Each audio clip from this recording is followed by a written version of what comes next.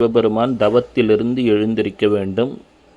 முருகப்பெருமானது அவதாரம் நிகழ வேண்டும். தாரகாசுரனது நிலைகள் மாற வேண்டும் என்றெல்லாம் ஒரு நல்ல சிந்தனையுடன் மன்மதன் இந்த செயலை செய்திருந்தாலும் சிவபெருமானின் நெற்றி கண்ணிலிருந்து வந்த ஜோதியிலே பஸ்மமாகி விடுகிறான்.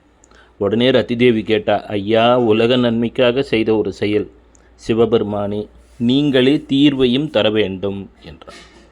சிவபெருமான் மகா கருணாமூர்த்தி. உடனே சொன்னார், ஏகாட்சரி மந்திரம். என்ன? கணேச ஏகாட்சரி மந்திரம். ஓம் கம் கணபதையே நமக. மீண்டும் மீண்டும் சொல்லி வா என்றார்.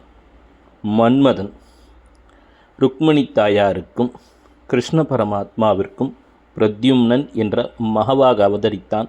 மீண்டும் ரதிதேவியும் பிறந்தார். இருவருக்கும் திருமணம் நடந்தது. எப்பேற்பட்ட பாக்கியம்! அந்த பரந்தாமன் கிருஷ்ணனுக்கே மகனாக பிறக்கக்கூடிய ஒரு வரம்.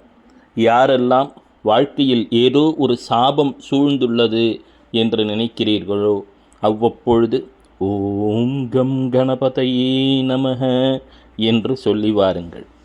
சாபங்கள் வரமாக மாறுவதை அனுபவத்திலே உணரத் துவங்குவீர்கள். சிவசிவ.